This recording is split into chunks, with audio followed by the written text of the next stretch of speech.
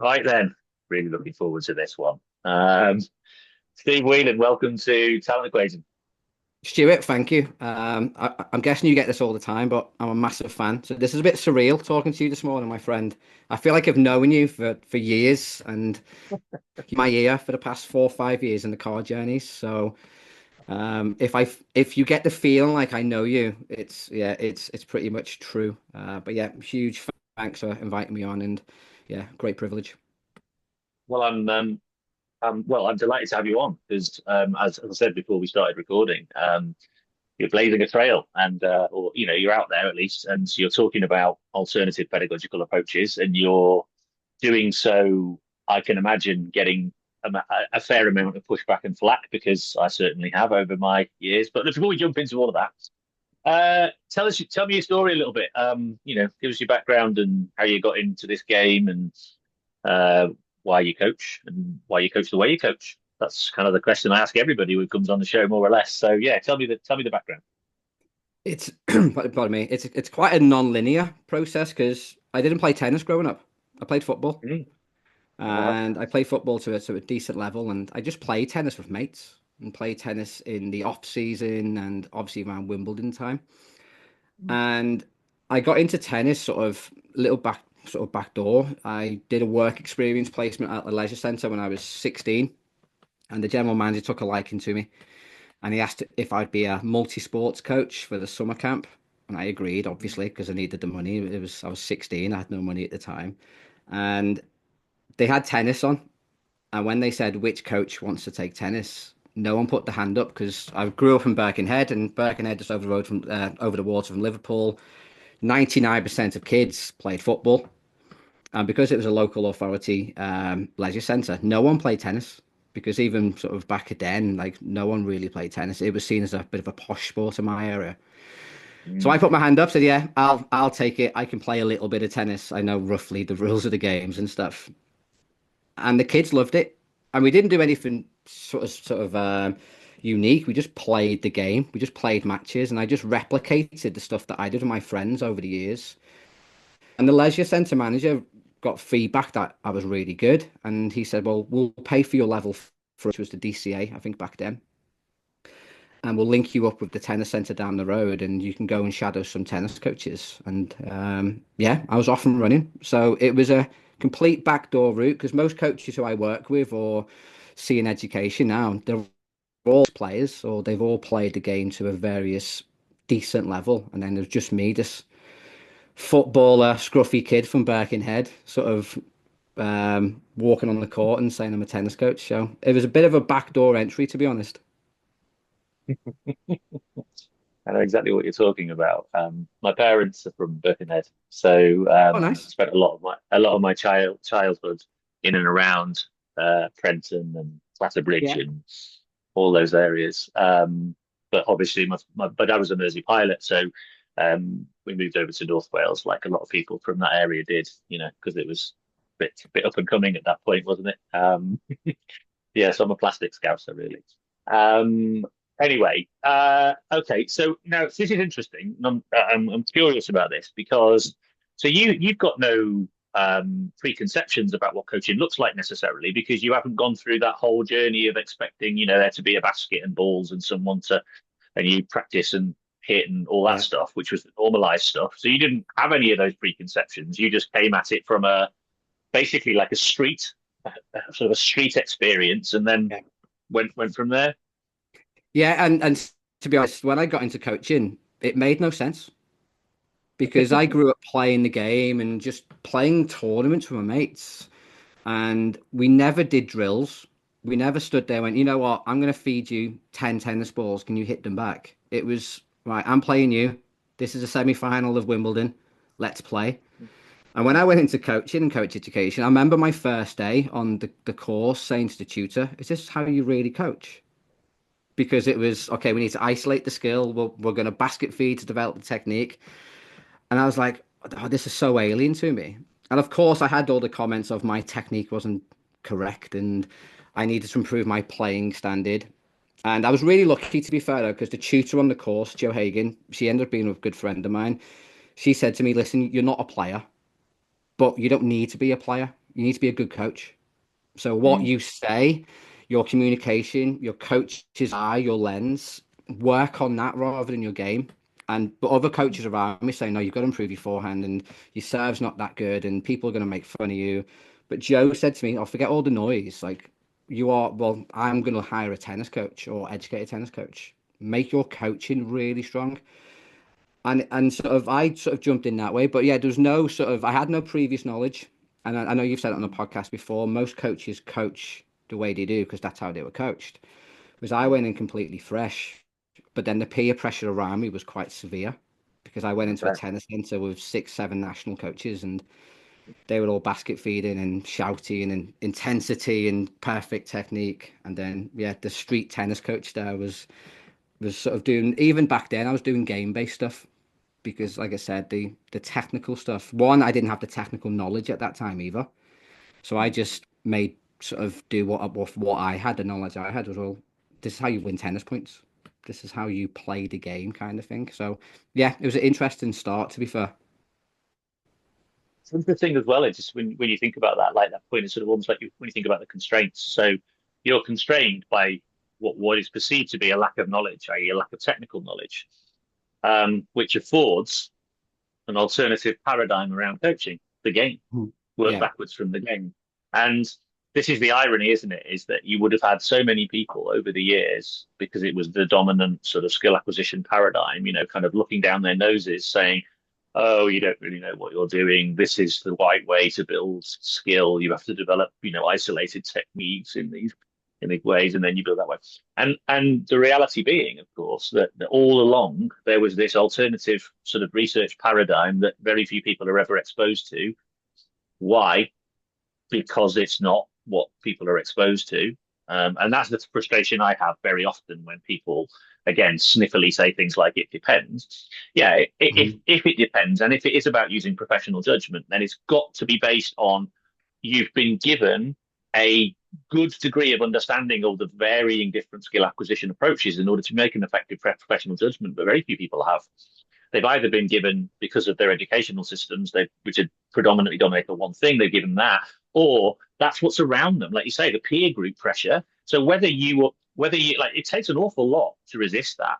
Mhm. Either you've got to really believe in your beliefs, or you've just got to sort of say, well, actually, I think I like it this way, and this is, or you get some people around you giving you support to say, no, keep doing what you're doing. It's all right. You're on the right lines here.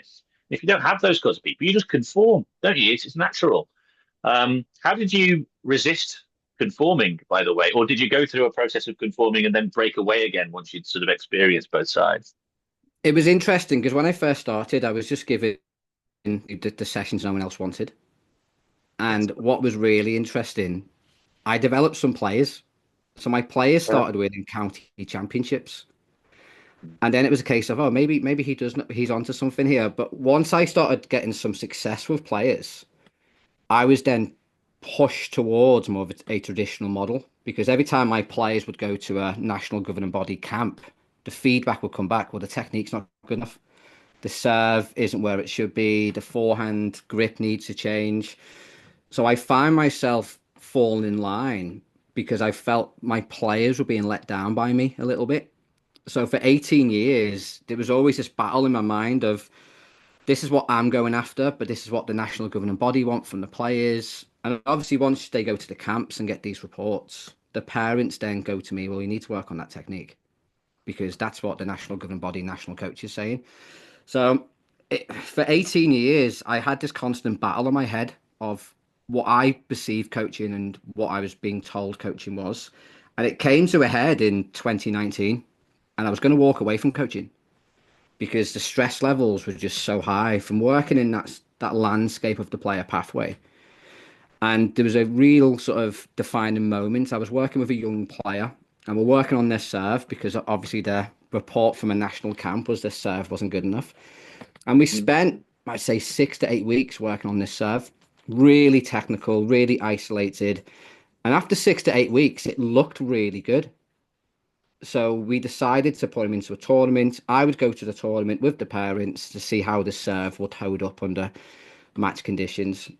And we get there to the tournament, and me and the parents are sitting at the side and we're all nudging each other because we're really excited and the player's really excited. He's put all this work in. He wins a spin and he elects to serve. And we're all smiling at each other going, this is going to be good. We've put a lot of work in here, a lot of hours. Throws the ball up, hits the net. Throws the ball up, double fault. Hits three double faults in a row. And then I'm looking at the parents and they're looking at me and we're going, oh no, what have we done? And I drove home from that tournament and sorry, he lost the match. He literally couldn't get the serve in. And if he got the serve in, he just sort of tapped it in and it was kill side. And I drove home from the match and I did what I think most coaches do. I blame the player. Oh, he couldn't hold Mm. up under pressure. All that hard work. He didn't try hard enough. And at the time, lockdown happened. So we had some time to reflect. And I was thinking about myself at that point. And I was going to walk away from it because I just had enough by that point. Okay, it's not the technical stuff because I'm quite good at technique. I've done lots of stuff on biomechanics. It's not the tactics. It's not the physical. It must be the mental stuff. So I thought that the player was just mentally weak. And I thought, well, as I've got some time over the next couple of months, I'll do an online psychology course. And I did this online psychology course, and it was horrendous. It was so bad because like they were giving me these phrases that I didn't understand. 'Cause I'm not academic whatsoever, and I'd spend more time writing down these phrases and then going on YouTube and just searching the phrases and trying to get some context and video form. And what happened was I was writing down some notes after the video, and a video auto played by Rick Shuttleworth, and it was just playing in the background. And he was mentioning stuff like learning through playing the game and this thing called constraints, and if we constrain things. And I was like, that almost sounds like how I grew up because I grew up playing games and I learned how to play tennis playing games. And that was the turning point. And it was a case of, okay, one, I feel really let down because no one's ever mentioned constraints to me in 18 years of coach education. No one's even mentioned this sort of different approach whatsoever.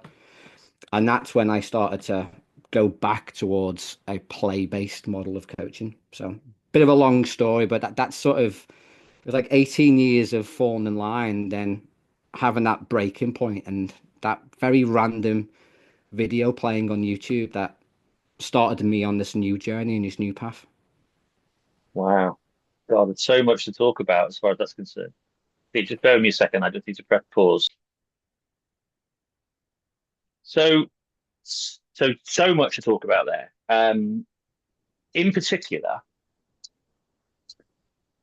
this notion that, and I think this must happen all the time. So, as you know, I worked in golf for a long time, Hmm. and the same thing used to happen all the time in golf, where players who didn't necessarily have the opportunity to have that much coaching, or if they did, it was sort of infrequent, fairly stuff. I mean, golf's quite technical as well. It can be well, it's pretty. It seems that individual sports tend to lend themselves to this sort of technique way of doing things.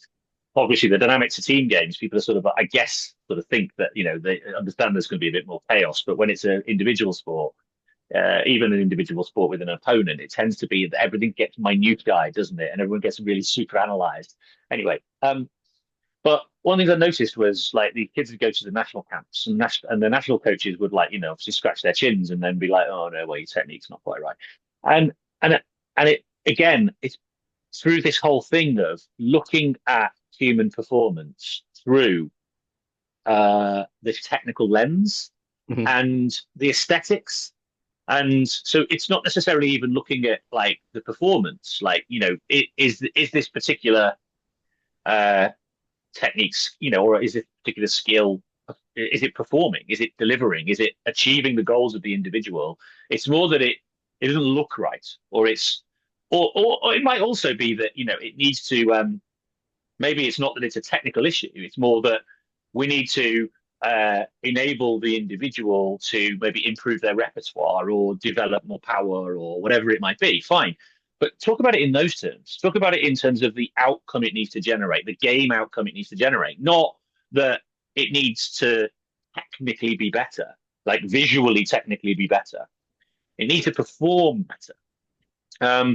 And it's really strange to me how that's so hard to break. People are so trapped by that thinking, and then the effect it has on both a player and you. I mean, just imagine like you had a bit more knowledge, right? Or you happen to stumble across some knowledge. But how many people are out there Mhm. going with the same thing? 18 years of argumentation in your brain about what needs to be performed and what needs to be delivered. It's like that's so stressful.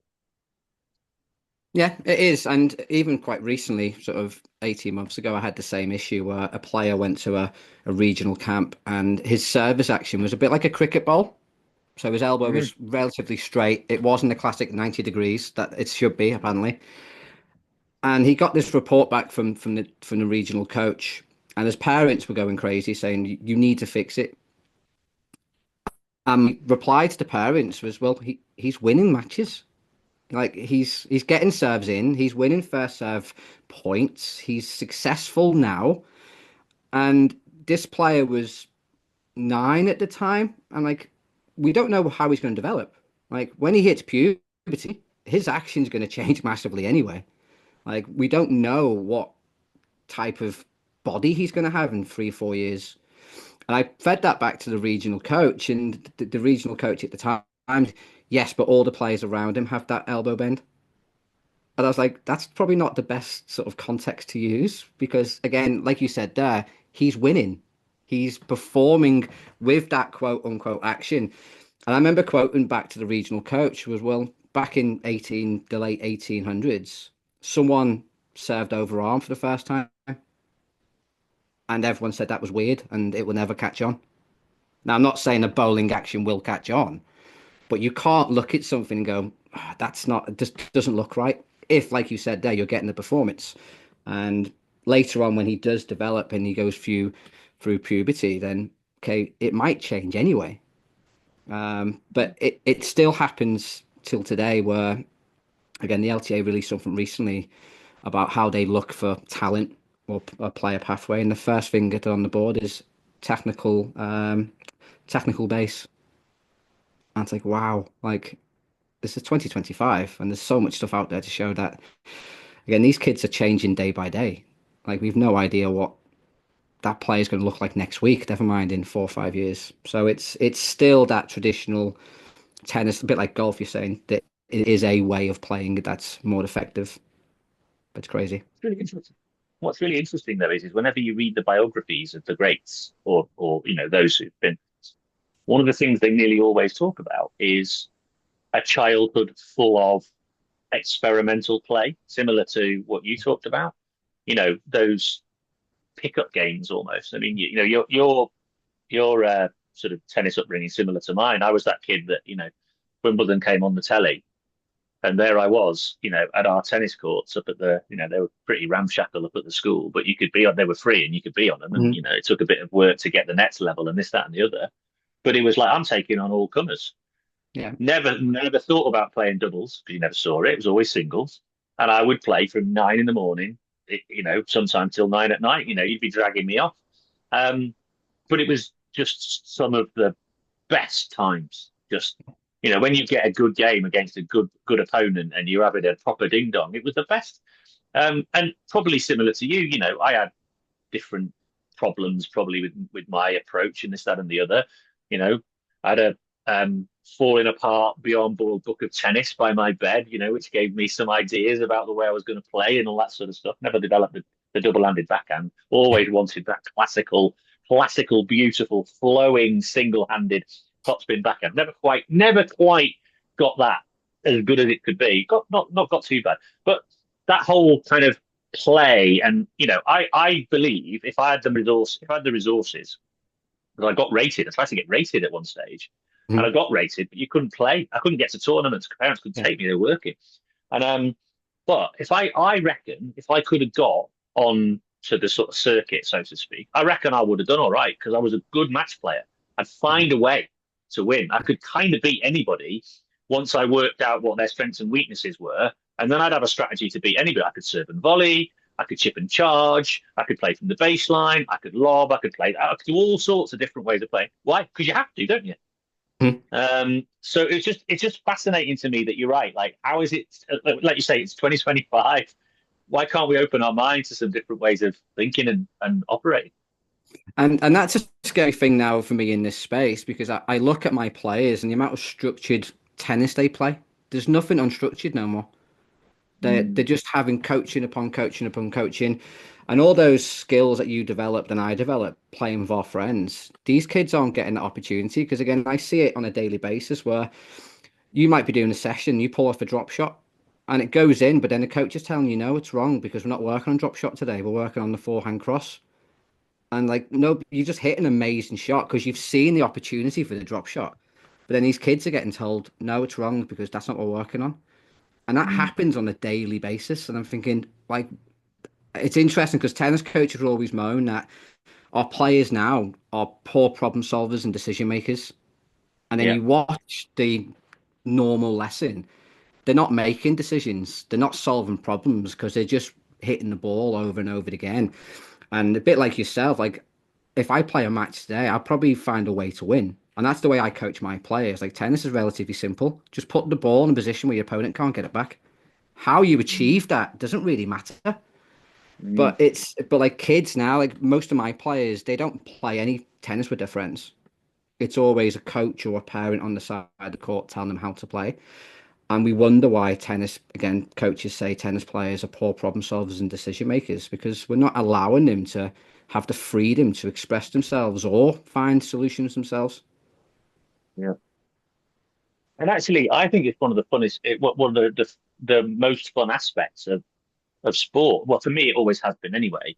Like working out the game, working out the Yeah. strategies, working out the ways to play. That's the things that I find really enjoyable. And maybe Hmm. that's because I didn't have access to somebody teaching me technique. Yeah. All I had was me but and that's like my natural way of being around anything, by the way, is I want to work it out. And if Yeah. I find I've got a issue, I'll try and find a solution to it. I'll dig around and look for, right, oh, got a problem. Let's find a way around that. And then look around for different ideas that are going to help me with my problem. That search can be a problem sometimes because you get Yeah. information you don't need. But fundamentally, like that's kind of the way I believe humans learn best. You discover something that's problematic, therefore it has meaning, and there you go and look for some solutions, and because it's got meaning, it really resonates, and then it's something Yeah. that you found and you've been able to bring. Whereas so much technical, I was talking to in fact, no, I was listening to Marianne Davis's podcast. Have you come across the River Tiger podcast? Yes, it's really good. Yeah. Yeah, yeah. And I know she's obviously focused on adventure sport and equestrian, but there's so much transferability. But the latest one about the affordance hypothesis, Hmm.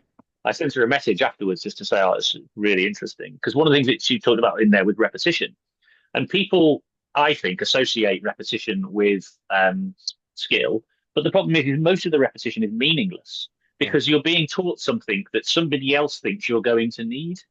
Whereas if you're doing something that's got meaning, either because it's got an immediate game performance outcome associated with it, or it's got meaning because you've said to someone, I've discovered this issue, then immediately it's just so then what you're then doing is you're repeating meaningful experiences. Hmm. So repetition is about, yes, you do need to do repetition, but you need to do repetition of meaningful experiences, not just repetition of actions that Yeah. have very little meaning. Um, and so that's for me why the sort of a model that, obviously we ascribe to is such a powerful way of experiencing sport and physical activity development, but for anybody. Yeah, mate, it's some really good points, and I said that podcast is really good, and I've shared it around a few coaches as well. I think it's just giving the kids opportunities to explore, and we did an interesting experiment, I guess, with an under 8 group a few months back. It was the last week of term, so which is our competition week generally, where they play matches. I said to my co-coach, "Well, let's do something a bit different." He said, "What are you going to do?" Because he knows I'm a bit out there with my stuff. I said, "Well, let's just say to the kids, go and do what you want. The courts are set up. There's the balls. You got lines. You got spot." And he looked at me like I was crazy. I went, well, let's just see what they come up with. Stuart, they all went out and played tennis. They all went out. and played matches, and they had Mm, serves and they had returns. And what was really interesting, and I know you've mentioned this before on the podcast, but if one player was winning quite a lot, they adapted their own rules. So it's mm, like, well, I can have two bounces now and you can only have one, or I'm allowed two touches. And granted, they have done a little bit of work with me, so I've shown them some stuff they can do. But none of them went out and went, "Can we hit 54 hands cross court?" They all went out with the opportunity to go and play. And I think sometimes, and I've mentioned this a lot to coaches, we forget that these are children. Like they're not professional players. And one of the biggest disconnects I think in tennis is you look at a clip of a professional player and they'll be drilling at Wimbledon because that's what they're doing in a tournament. And they'll look at an Alcaraz and go, "Oh yeah, well Carlos is doing that, so I'll do that with little 8-year-old Stuart on a Wednesday night because that's what the best player in the world is doing." I say it's a completely different world and it's a different context as well. But from mm, my experience, again, kids just want to play. They just want to go out and explore, like me and you did, their own game. And it was interesting that session because the parents weren't happy. And like, well, we're paying you to coach, we're paying you to tell them how to play. I said, well, not really. Like the kids are allowing us to see them how they play, and they've had the mm, most fun they've had all the time because they were given the freedom, and we were there to make sure they were safe and they weren't doing anything too crazy. But the parents weren't too happy, but the kids loved it, and I'm like, well, that's what means the most to me is if the kids love it, great. If you don't like it as a parent, then that's your problem. It's not really my problem. But yeah, I just thought that was an interesting experiment that we did, and yeah, it just shows the power to play. In, so just on that subject, so parental expectation, I hear this a lot. So anybody who has kind of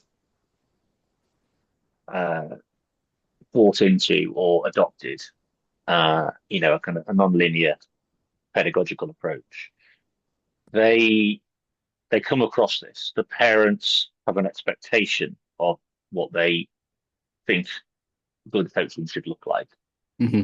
and they then sometimes will either challenge and say, hang on a second, this isn't what I'm paying for, or they'll say, um, or they'll just take them somewhere else where they get something that they imagine they look like. How do you go about addressing that? Because I think actually one of the things that more and more uh, non-linear practitioners need to do is to almost have the the rationale that we all use so that we can convey that to other people. So it seems like it's a core skill to be a non-linear practitioner, is to have your rationale ready. It's yeah, it's a really tough. Been probably my biggest battle over the past 4 years since I've gone down this journey of like parents will always say to me, "Oh, the kids love your sessions, but when are you going to work on technique?" Or yes, it's great what you do. It's great that you're just playing games, but we'll look at the other coach next to you and they look like they're working really hard on the forehand and look really intense, and the coach is really shouty, whereas your lessons are fun. You're not really saying that much, and you're not really shouting, and the player's talking a lot. Well, sorry, my child's talking a lot, and you're just sort of asking questions. And it came to like I've lost a few players over it at the start because I almost had not the arrogance, but I went, well, this is how I'm coaching, and this is the reason why I'm coaching it. And after I lost my second player to it, I actually developed a little document and it just says Steve's ways of working. And it was about what's expected of me, what my role is. So I'm going to create problems. The player's job is to solve, to find solutions. I'm going to ask questions and guide, and just put what my role is, what a lesson might look like, what the player's role is in that session. So the player's job is to find solutions, native, and have a voice, and their job is to ask questions as well. And then I put in there what the parents' expectations were, and sort of your job is to understand that this is a process and it may not look like coaching. And then I put in what a standard lesson looks like. So our warm up is competitive. It starts with a serve and return, and we play points. And our practices will sometimes not look like tennis with some crazy like rules, and like we have two touches, or we're playing in a bigger space than normal. But that's why we're trying to develop skill. So I have that document now, which I send out to any new parent, and that's helped massively. Because when parents ask the question, I say, well, you know how we work. You had that agreement at the start. So you bought into it there and then, and it's the trust process. And it's quite interesting now, since I've had that document in place, I've not really had many parents challenge me because I've almost set out my stall at the start. But you're right, I think it's important to have that out front and center because I am an outlier. I work in a group of 8 coaches, and I'm the only one who really does a constraint-led approach, really. The rest are all, again, not saying it's the right or wrong way, but all very traditional. So I am under a little bit of pressure when I'm on those courts next to them, but the parents buy into it. And the way I sort of open up to the parents with it is, well, I can teach Stuart a forehand. I can teach him how to hit a forehand absolutely fine. Or I can teach him how to use that forehand under pressure, problem solve, decision make, resilience, and he's going to have some fun with it. So it's like a blue or red pill, like the Matrix. Do you want the perfect forehand or do you want these life skills? And it's something I think tennis doesn't do too well. Like we are coaching life skills. Like tennis, like as you know, as compliant yourself, it's a constant dynamic movement environment that you've got to really solve problems and make decisions. And sometimes you make bad decisions and that hurts. And then you've got to have the resilience to bounce back. And they're the conversations that I have with parents now at the start, before I even start working on court with the player. Because if the parents don't buy into that from day one, it's going to end up in a sort of disagreement down the line. And you're right, the parents will just go on to what they think's right and move on to a different coach. You made me think of something there that's really interesting. Um, One of the things I really like about some of the Netflix documentaries you get now that sort of take you behind the scenes, like Drive to Survive, and there's a golf one called Full Swing, and I think it's Breakpoint is the tennis one. Hmm. One of the things you really see, to your point about life skills, you really get is these players, that to a certain extent, the tennis is the easy bit. Yeah, It's the everything else.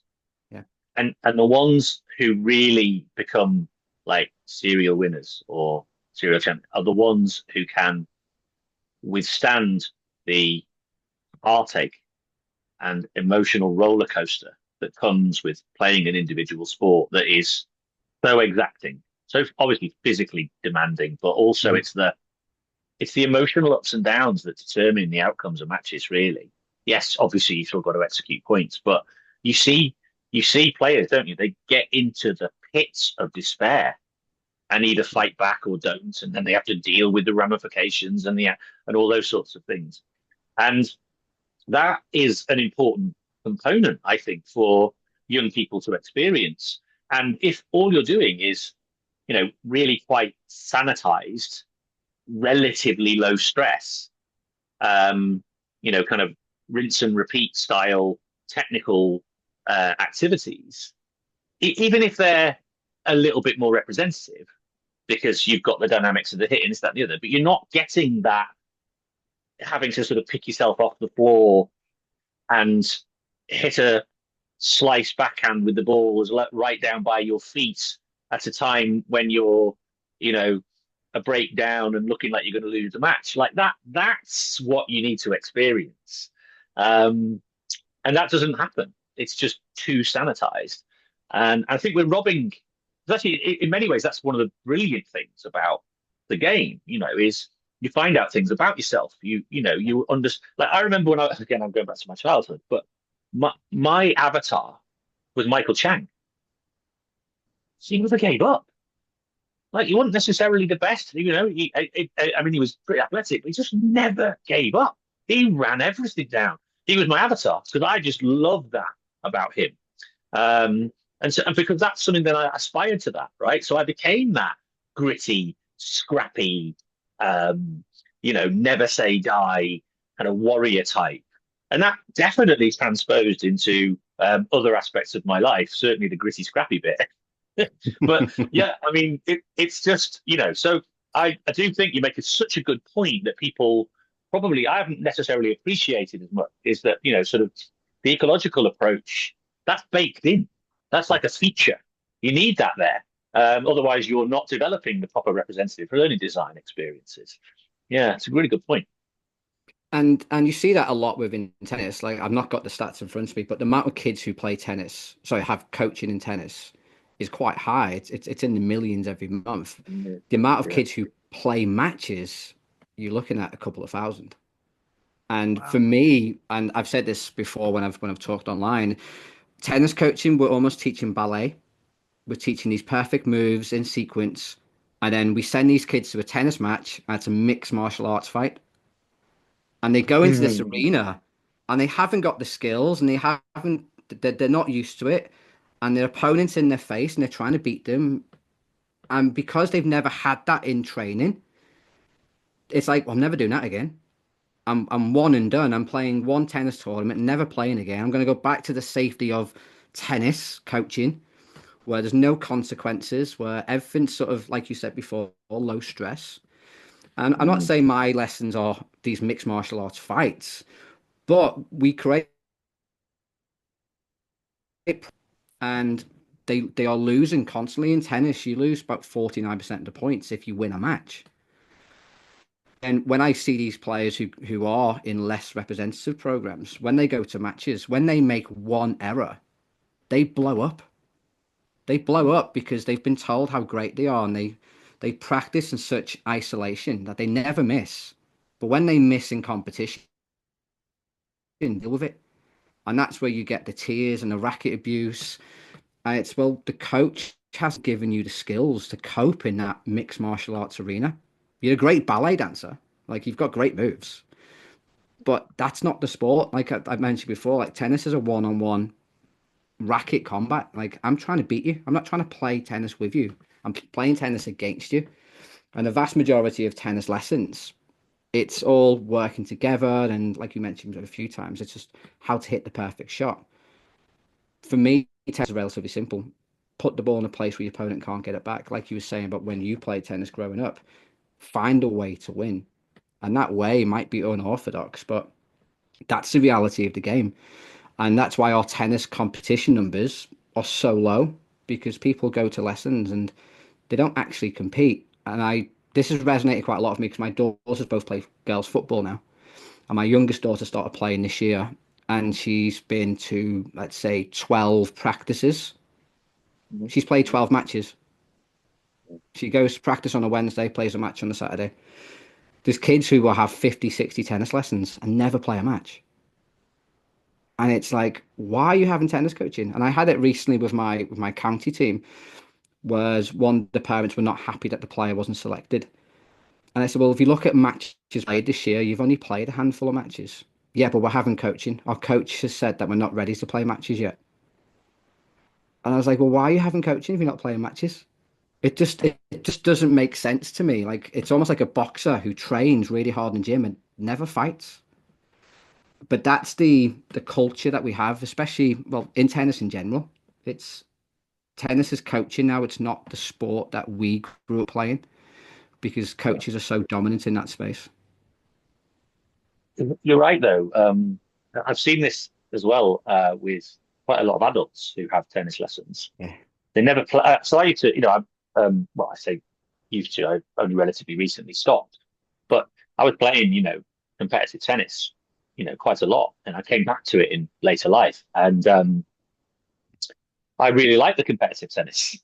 The recreational tennis, the sort of roll up stuff, I'm not as much of a fan of because sometimes you end up in these sort of meaningless patter cake games. And actually, I like playing at a sort of good level, getting those good matches, where you're finding a way to win. There's nothing better for me than when you're playing against two guys who are probably a bit better than you, and you find a strategic solution to beat them. It's like Mhm. nothing better.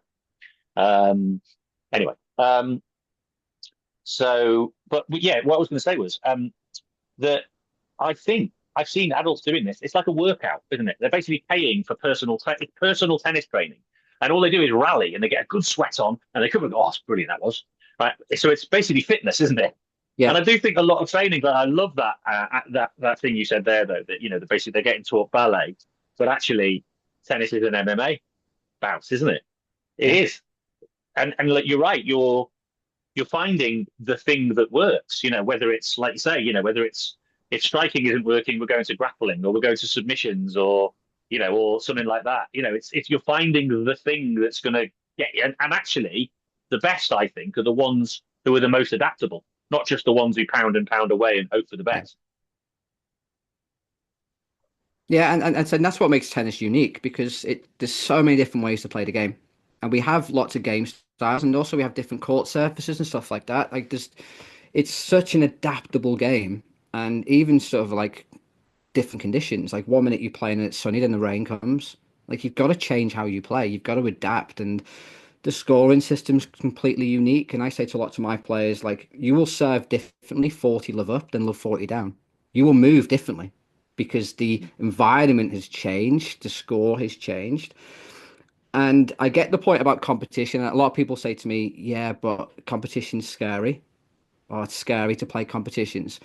But I got it from your podcast or a different podcast, but it's a great analogy. Well, you're not born with a fear of spiders.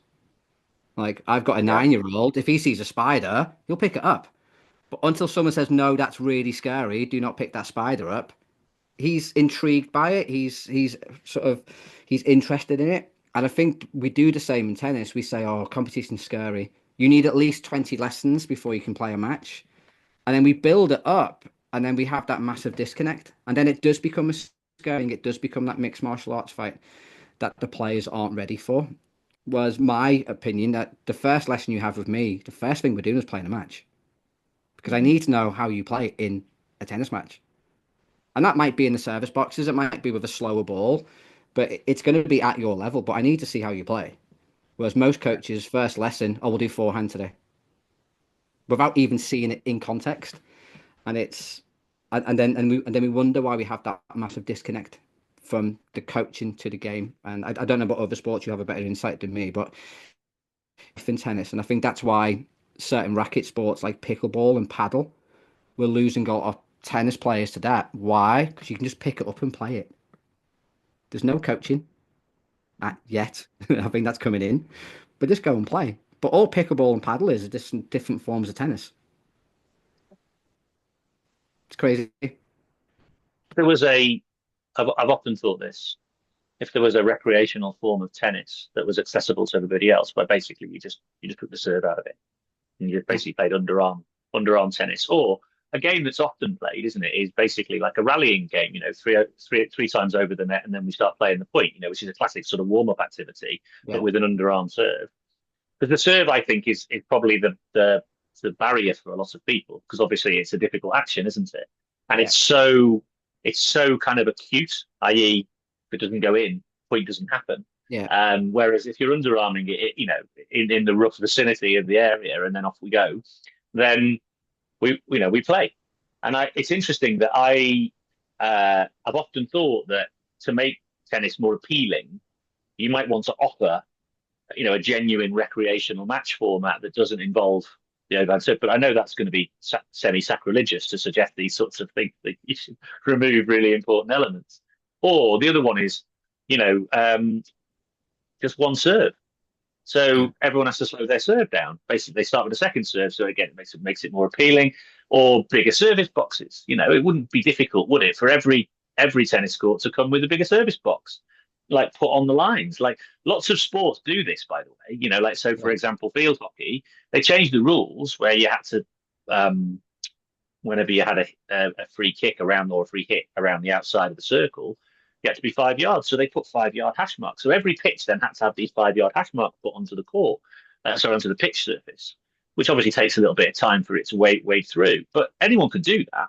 And actually, in my mind, I mean, I imagine your court surface is full of lines and stuff already on, isn't it? Where you can like create different spaces and shapes and court sizes and all those sorts of things, because that's the sort of natural thing for a constraints-led practitioner to do, isn't it? Well, it's true, and like what I say to my players, whether it be adults or kids, is it's not Wimbledon. You know the baseline. Mm, Like, mm, let's bring you further in. Let's make that. And I did some doubles sessions yesterday with club players, and they were struggling to get the serve in. Okay, tram lines are in on the serve, so I put a little yellow mark on the service line, so you got a bigger space. You just open that field of perception, and guess what? All the serves winning because they felt a mm, bit of more of a safety net with a bigger space, and that's the beauty of the way of the constraint-led approach. Like you just manipulate something to change the behavior of the player. And people could push back, say, yeah, but in the real game, that doesn't happen. You've got to get it in the box. And my pushback there is, well, I'm just developing the skill first, because when they go into a real game, they know the service box is smaller. Therefore, hopefully, they'll now adapt and change. And like within all my lessons, I'm constantly changing the barriers or the boundaries of the court. Like we're playing on big courts, small courts. And one thing that I would say is all my players are quite adaptable. They can play in various different court sizes.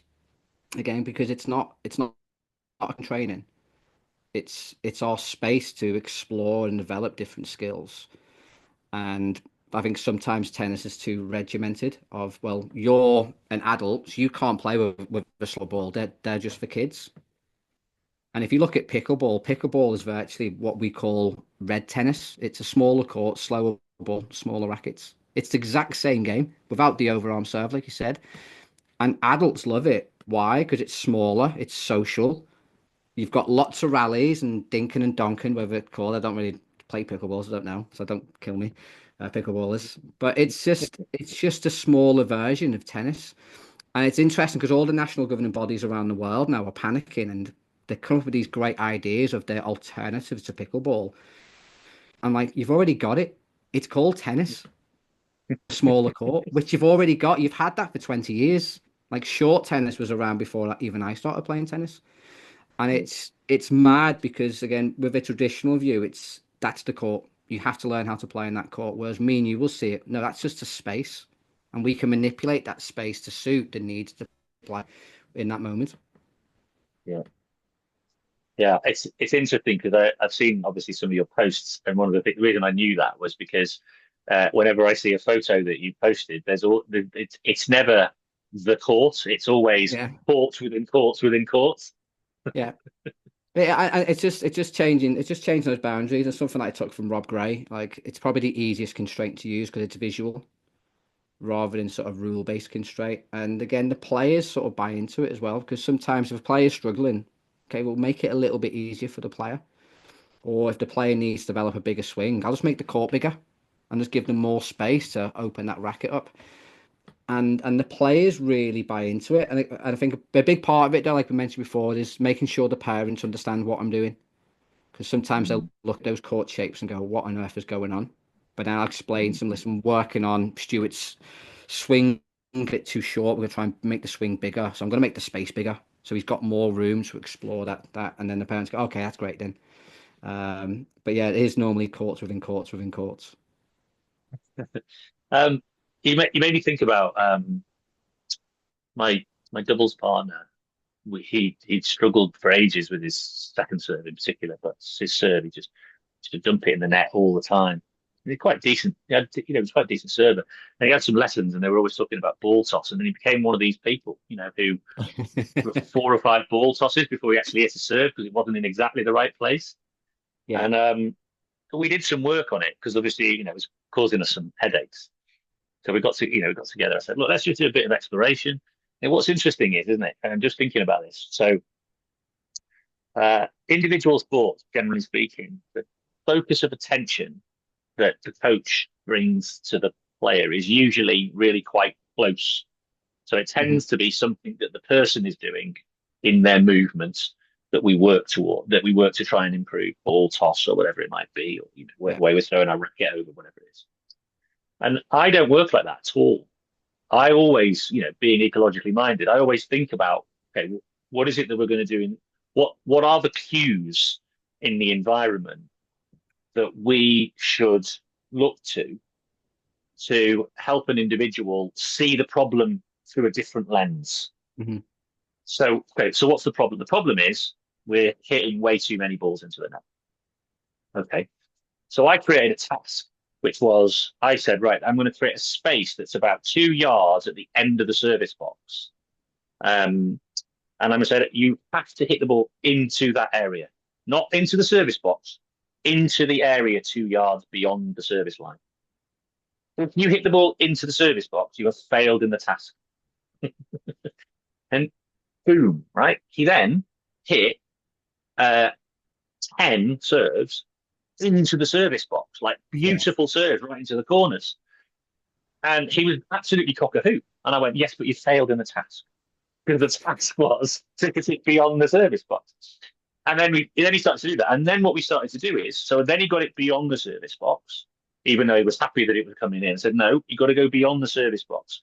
And it's a little bit of differential learning because we're basically I was just trying to create a calibration. You now know how to hit it beyond the service box. So now you can hit it into the service box and know the difference. Yeah. And it was one session, and it was, and I'm obviously I'm not just saying it to bring myself up, but it was transformative for him because he could see the problem differently. It wasn't something he was doing here. He wasn't actually paying attention to where the ball needed to go.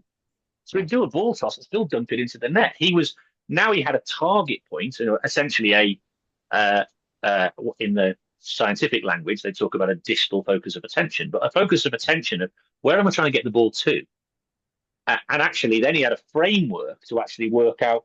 And what he actually found was it actually helped him to think about hitting the ball slightly long, Yeah. because more often than not they went in. And then we also worked out that that if he was to erroring long was always a million miles better than erroring short. And so actually, yes, okay, you missed the odd serve, of course you would, right? But it would better, it would only be by a tiny amount, and it would only be just beyond. And that it just completely transformed his tennis experience. To the point where he was getting so frustrated, he was thinking, "I'm letting you down. I think I should give up, or whatever it is."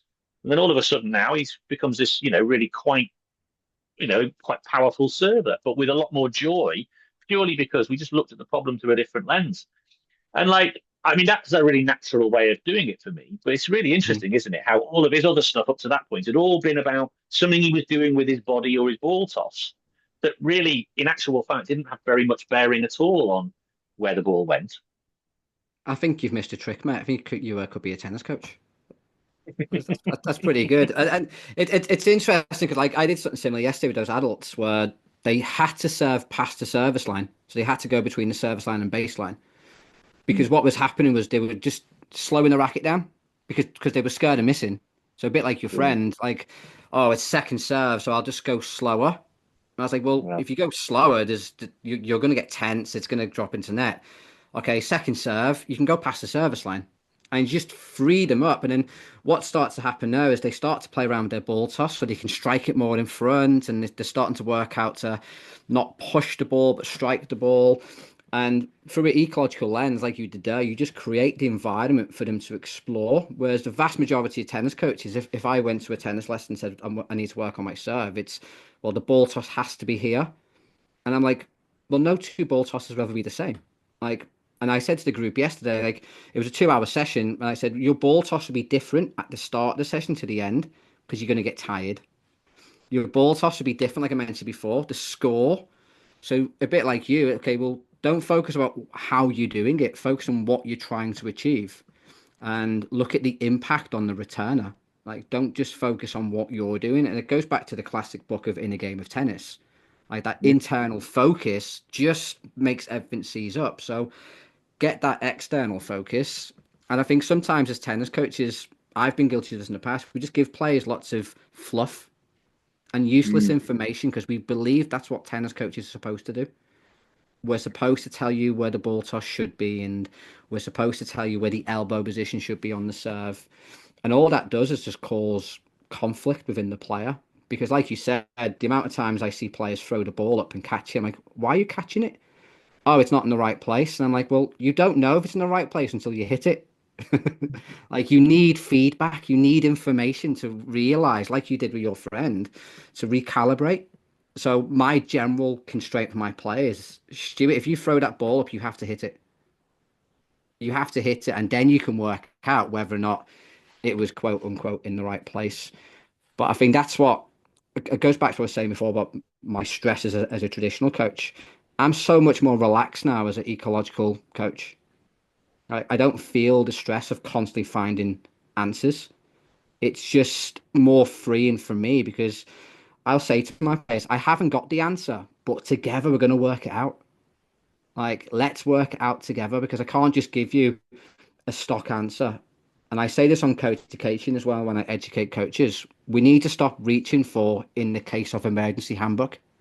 So if Stuart's forehand's breaking down, we'll grab the handbook out and we'll go through our little flow diagram. Okay, that's the problem.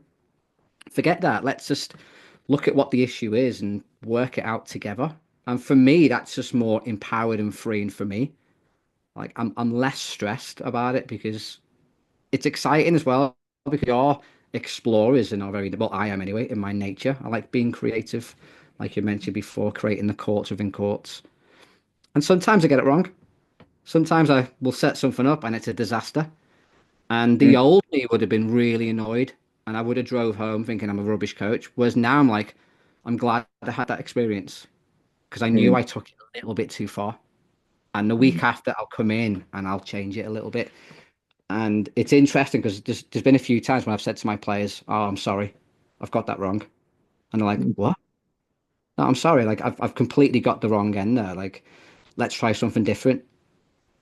And that sort of allows them to make mistakes as well. Because if I'm being vulnerable and saying I got it wrong and I'm the expert, it allows them to get things wrong as well. And I think that just gives me a different lens within my coaching. What I really like about what you just said there is, and again, this is again, I think a feature. Um, again, I might be biased, but well, I am definitely biased, um, but I think a feature of the ecological approach is that you you're treating each individual Yeah, as an individual, um, and you're not designing a cookie cutter approach to say, right, everyone's going to do this, everyone's going to do this. These are the things that everybody must have. What you're saying is that you're somebody who's got a particular approach to learning. You're somebody who's got a particular approach. You've got certain physical attributes. You've got certain physical capabilities. You see, I need to learn more about how you see the world. I need yeah, to learn more about the way you solve problems in order for me to find the best way to support you on your learning journey. And I generally want to stay in the space where the learner is central, or the person I'm working with is central to the learning process as much as I humanly can. It doesn't mean I don't ever like come out of that from time to time because you're constrained by time or pressure or whatever it is, and might share something, share an idea or a way of thinking or a resource or a tool or something along those lines. But in general, I'm always trying. I mean, and some players do get a bit frustrated with that because they kind of just want the quick, give me the quick, give me the yeah, quick. And I'm reluctant to do that, perhaps a bit too reluctant sometimes. There are times when they're really suffering, actually, and I probably ought to, be a bit more empathetic and alleviate the suffering. I quite like the struggle. The struggle is where the growth happens, isn't it? And so I don't mind that. But there's sometimes they're actually not struggling, they're suffering now. Right, okay. Let's throw you a life raft a little bit and let's help you come back and all that sort of stuff. And I'm probably a little bit guilty sometimes of not doing that and the reason is I've done it in the past so many times. I've robbed people of like brilliant moments of learning because I was too quick to step in with my knowledge and impose it on them. So if I'm anything, I'm overcautious perhaps in wanting to step in with an idea or a framework. But interestingly, this is where I think working in different sports is really useful. I genuinely believe that if you're well versed in principles of the ecological approach, you can pretty much turn your hand to anything. hmm Like you don't need technical knowledge. Well, you don't. In fact, it's better not to have technical knowledge yeah, because you're forced to look elsewhere. So and I genuinely, I've done this before. I do workshops in different sports. That I've got literally no experience of, and just create like what I think to be fairly, or what feedback I get is it quite meaningful. Blimey, I've never thought about it. Quite meaningful learning experience for somebody, and you've got no technical knowledge whatsoever of this activity. No, no, no.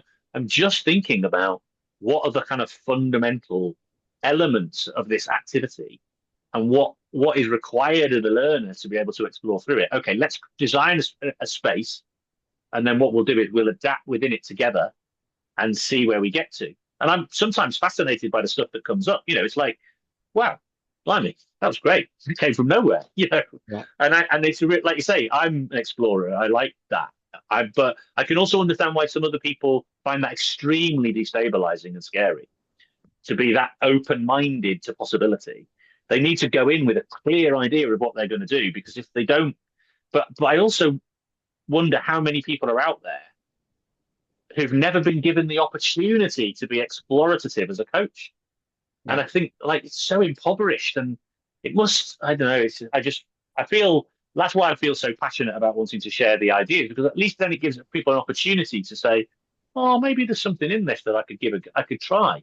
Because so many people are just like you say, they're sort of going through life, rinse and repeat, rinse and repeat, rinse and repeat. I mean, I've it's like being on an assembly line, but you're coaching. Like it doesn't make any sense to me. Yeah.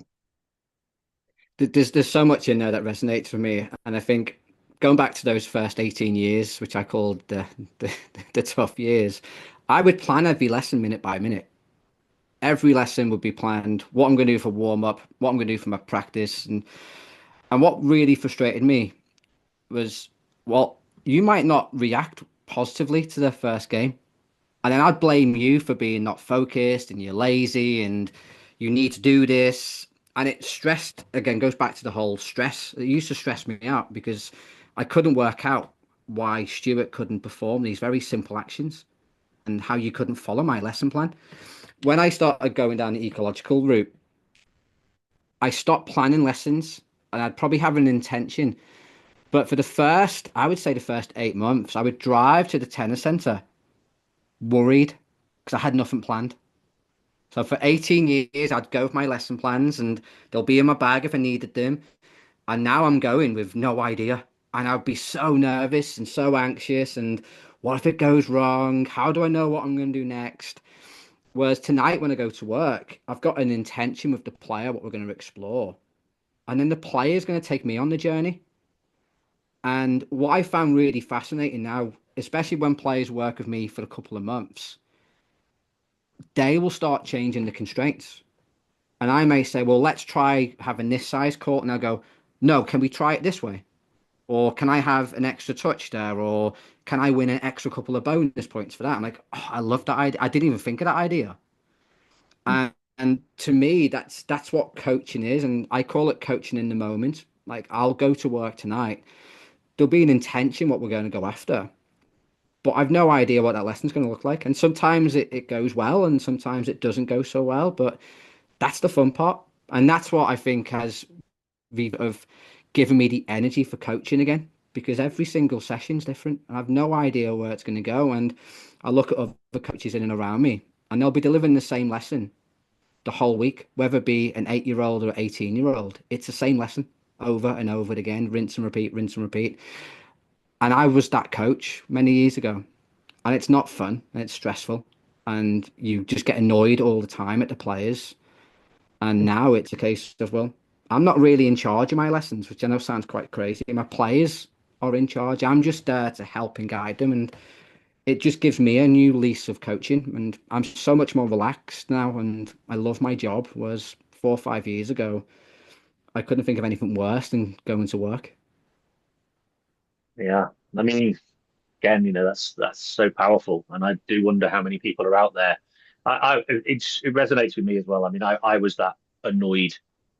My coaching for a good period of time, and I was coaching adults at national league level, and my coaching was full of conflict all the time. Just sessions that were just anger and I phone call after phone call after sessions apologizing to people or talking through what we just experienced, and yeah, for so much frustration and so much kind of, and now I'm a totally different human, totally Mhm. different character. um I'm not saying I don't have the odd moments of frustration and this, that, and the other, but generally speaking, yeah, totally different human. Just give you a really simple example, actually. Yesterday I was watching my boy play. He was playing for the county in 2 games, and got put in a sort of slightly unfamiliar position for him, playing the centre midfield. He's a forward, and he just for some reason decided every time he got the ball, he was just going to go on a maybe dribble. And he's quite skillful and he can beat a couple of players and this, that, the other. But he's not necessarily going to beat five. He's not Messi, right? Probably thinks he is though. Um, and at one time in my life, I probably would have like gone, probably made some sort of quite, like stop doing that. Um, and instead, I just bode my time, hoping that he would see the light and actually start to think, oh, maybe I need to do it in a slightly different way. And then he did. He got the ball. He released it. Got good. He's got good vision. He released it, and he sent a 50-yard ball through to somebody who then goes in and has a chance. And all I said was, "Great release, brilliant. Do more of that."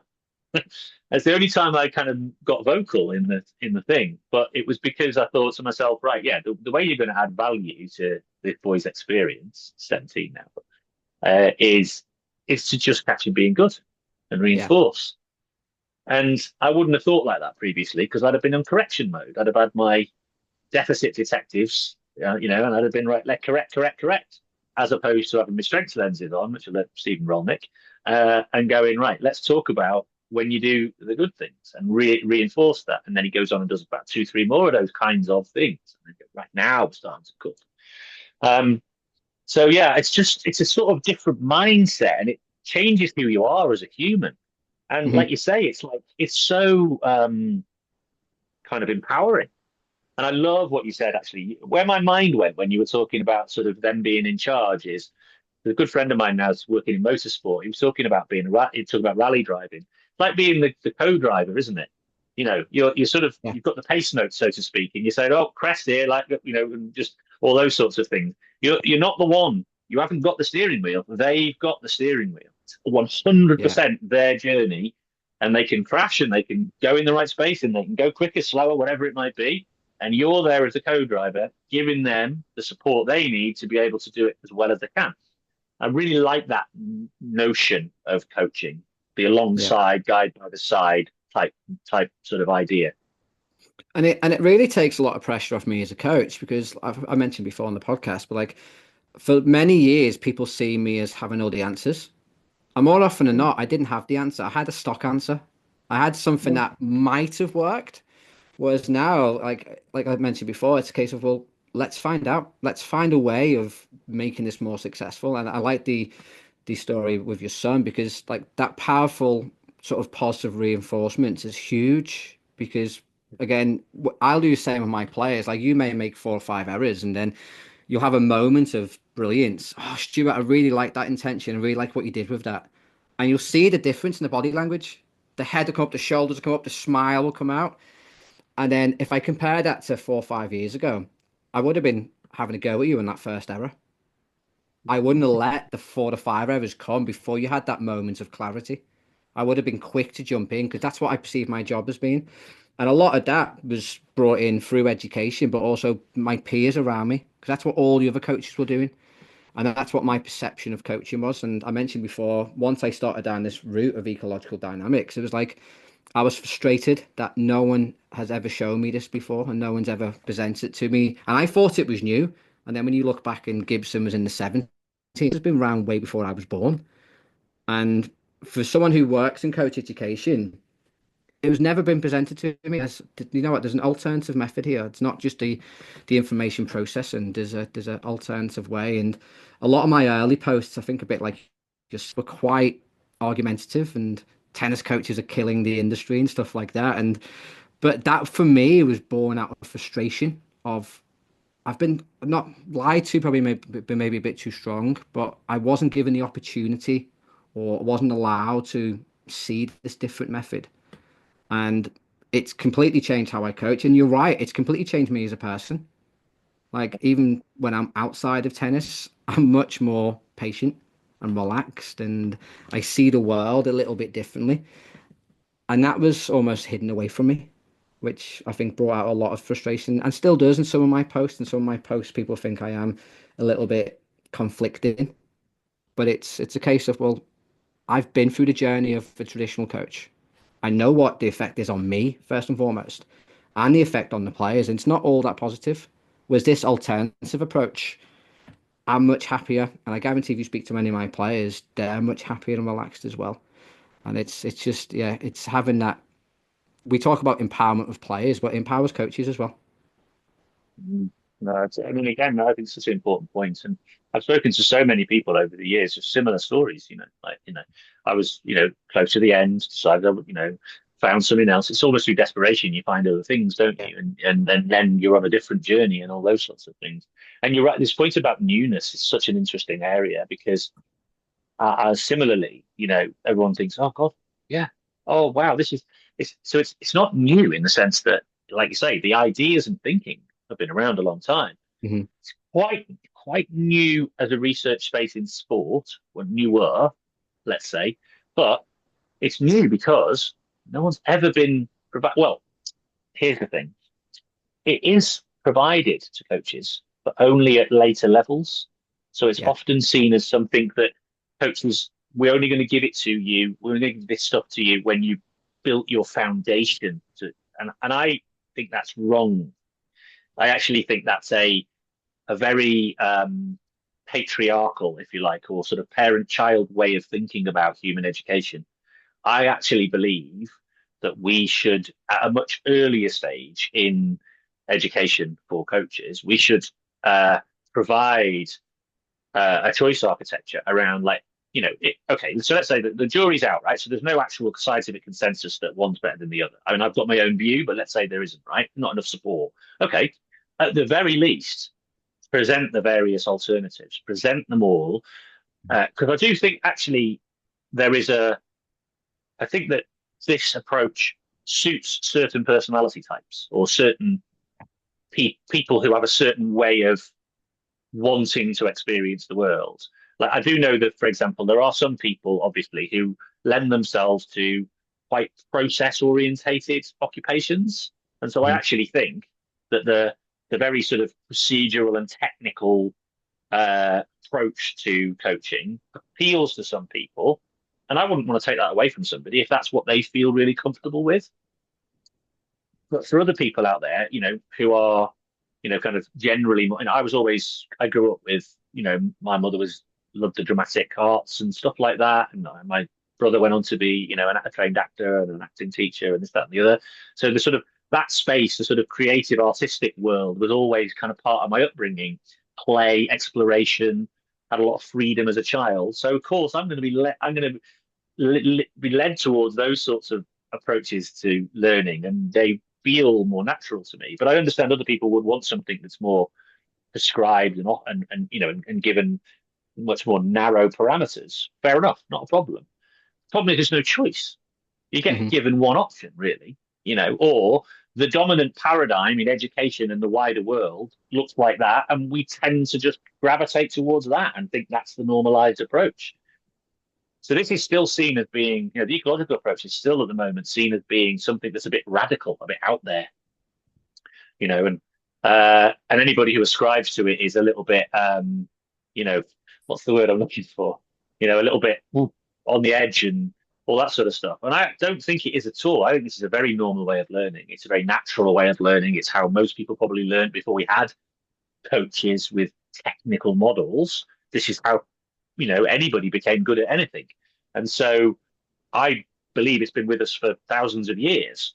Um, we just we've sort of almost like technicalized our way out of it, and now we're sort of almost coming back to this naturalized way of learning. Um, so yeah, it's just so sorry, I'm on a bit of a ramble there, but it's interesting how you know I do believe it's really important to be able to provide it. I mean, it's ethically important, Yeah. because if you don't provide, like you shouldn't have gone through 18 years of suffering. If you'd have been Yeah. offered this much earlier in your career, you'd have been a much happier coach much earlier in your career. Yeah. Yeah, and there's so much resonated with me there because obviously I work in coach education, so I deliver coach ed for the national governing body qualifications workshops and stuff. So I see that coach's journey from level one to level five, and you're right. I know Calvin Betton was on your podcast and he said the same. Like he got to his five, then he learned what skill acquisition was, which is crazy to Mm, me. And I think within tennis, we've almost got it back to front. I think when you're at the top end of the game, working with professional players, those biomechanical principles and the technique that can make the 1% difference. A bit like an F1 yeah, driver. When you're working yeah, with a group of 8-year-olds, that technical knowledge is useless because what you need to be when you're working with the lower levels or the grassroots levels is a really good environment designer.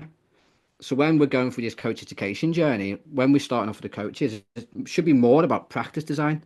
Like, how can we Mm, design these creative, fun spaces where players can be creative, like we talked about? And then if you want to go towards the top end of the game, that's when you really need to know your biomechanical and your professional standards. And I think the problem is that's not as fancy for a lot of tennis coaches. Like a lot of tennis mm, coaches want the technical information because they think they need it. And I went to a coaches conference last year. It was a high performance conference, and I'm sitting there watching some really great speakers, top level coaches, international coaches. But the coaches around me, and this is no knock on them, but they were all grassroots coaches. So I'm like, what what knowledge are you going to take back to your club tonight and you're working with your over 75s from this session? Apart from mm, getting them all there and standing in a perfect trophy position, which is irrelevant to them. mm. And I think that's the biggest sort of disconnect. And I told you a little story off air before we started press recording. I'm currently working on a level 3, which is our coach award. And the coaches are taught obviously a model based coaching of a traditional model. And it's quite a lot of information for those coaches to take in. And when they deliver the sessions, there's a lot of conflict in them. They don't quite know what to go after. They don't quite know what to work on. And it's a lot of information. When I did the constraint-led approach module, there's only 90 minutes, but I basically explained the 3 types of constraints we can manipulate: the task, environment, and the player. The task is the easiest one as a coach to manipulate. We start off with a problem, a bit like your friend before, maybe slowing down the racket on second serve. I gave them a few examples of how I would manipulate it, and I sent them off. Okay, go off, come up with a problem, think of some constraints. When they came back in and showed, it was really good.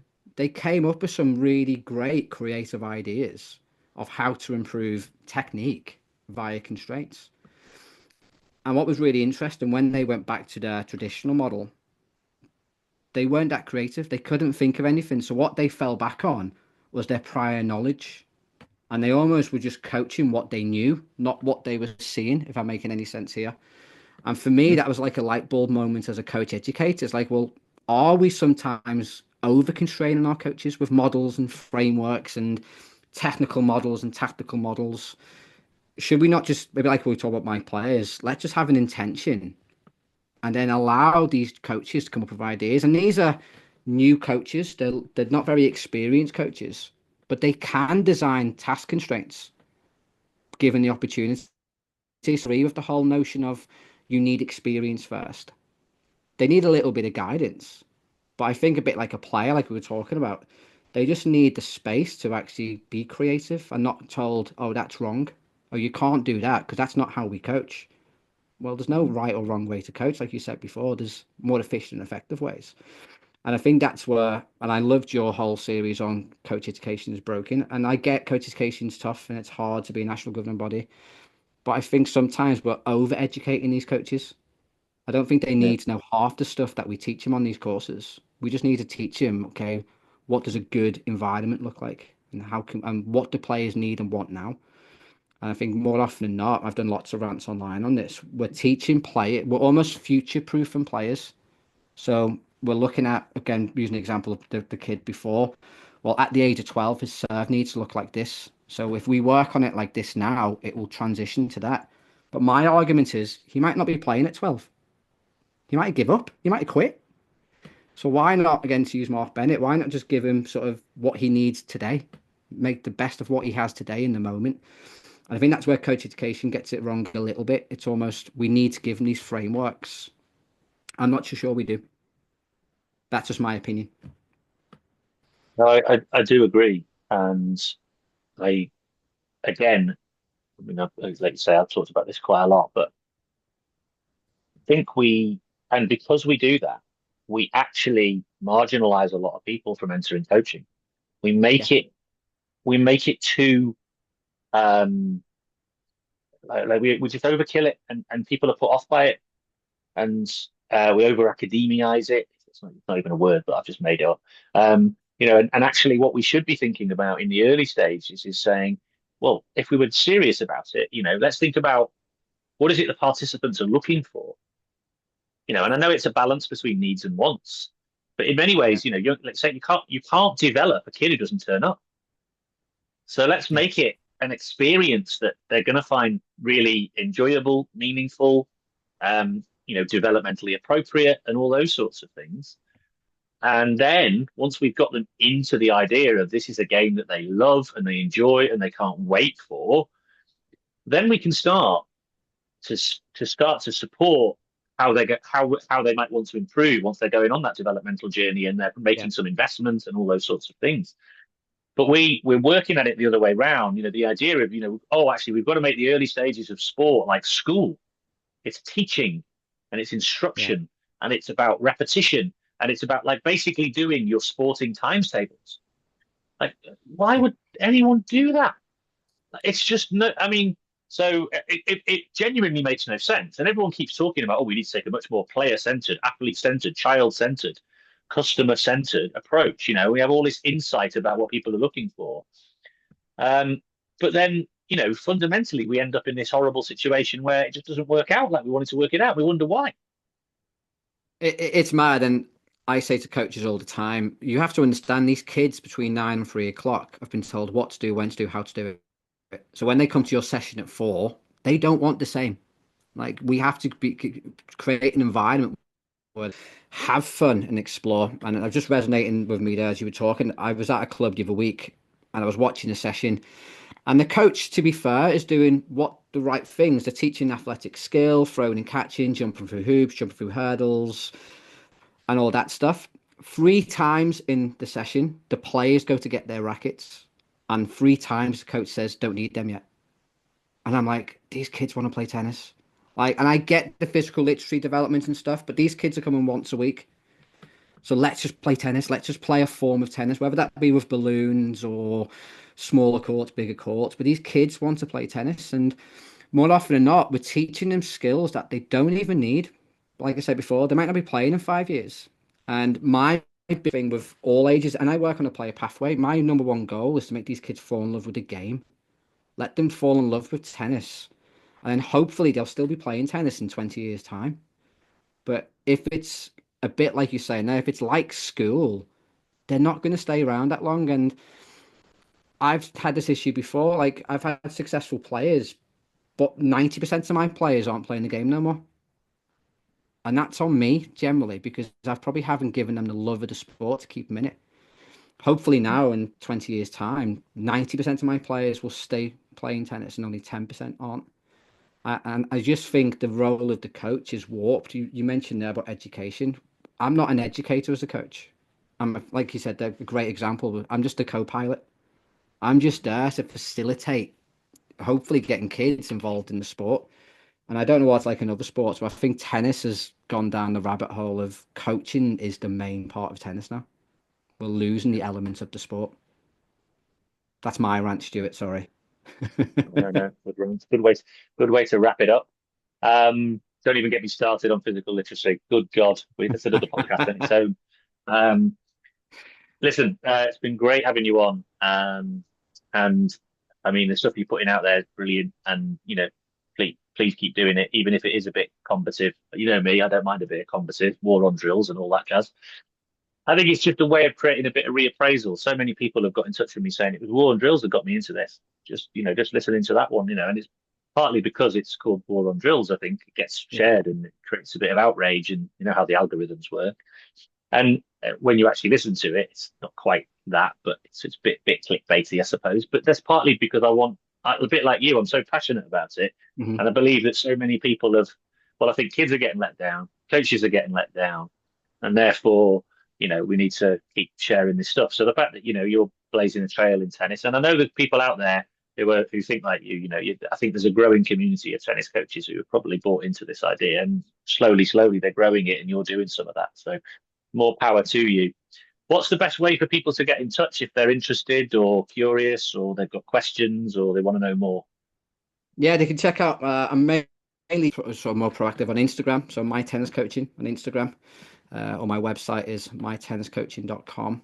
And I'm more than happy to have conversations and stuff and coaches. But I just want to say a huge thank you to you because your podcast has been a huge part of my learning and development. And there's been many times when I've been disheartened and not too sure if I'm doing the right thing. And I put the podcast on and listen to you and other coaches, and you're all going through similar things to me. So it just helps keep me in check as well. And it's like, okay, I am on the right path for me, my journey. But like the podcast has been a massive influence on me. So I just want to say huge thanks and really appreciate the invitation and having me on. And hopefully it was a good chat. No, it was a really good chat, and I'm really glad we could do it. And as you know, we have the Guild of Ecological Explorers, which is the learning group that I convene. And tonight one's been hijacked by Raphael Saib, who's basically we're doing a grappling masterclass or something like that. Grappling, the Guild grappling, I think we're calling it. So we're going to be focusing in on the whole world of BJJ and wrestling and all that sort of stuff, having a bit of a discussion and debate. That should be fun. Looking forward to that. And yeah, and that's why I set that up, to be honest, because I knew there was lots of people out there who felt like they were a bit alone on their own. I wanted to try and create a group. And actually, what's quite nice, actually, having the dynamics of different sports and learning about the challenges in different sports contexts, but also then learning from other sports about what can be taken away. So yeah, it's quite dynamic. Hey, listen, really appreciate having you on. Sorry, go on, jump in. Sorry. Just on that note, I am part of the guild, and I would honestly encourage, I'm not just saying it 'cause I'm on the podcast, but I would encourage coaches because it is just a nice resource to have and to watch the WhatsApp groups and see the engagement and just sharing ideas and challenges. I get lots from it. I know I've not been to a live recording yet because I'm always coaching. I need to make sure I get Mm, these some time off. But it's great, and like I've done something similar in the tennis community because that's one of the downsides, especially in tennis coaching. It's so lonely, it's isolating, and I think I found a lot of solace in your guild. So again, thank you so much for that. No, no, no, no. Well, I appreciate you saying that. That's yeah, exactly like I said. That's what it's there for. And it's not organized or structured. I think some people are a bit put off by the fact they think that oh god, we're going to have all these high intensity ecological people. No, it's very softly assembled, very emergent, very much led by the group, and we just sort of go where the energy is and all that sort of stuff. Listen, great to have you on. I've got to run, but look forward to seeing your continued content output. And at one stage, when I go back to the homeland, maybe we could get the balls out and you can take me through my paces. Maybe even we'll put the video camera on it. That might be fun. Absolutely. Something like Sounds good to me. Thanks, Stu. that. Cheers, mate. Thanks so much.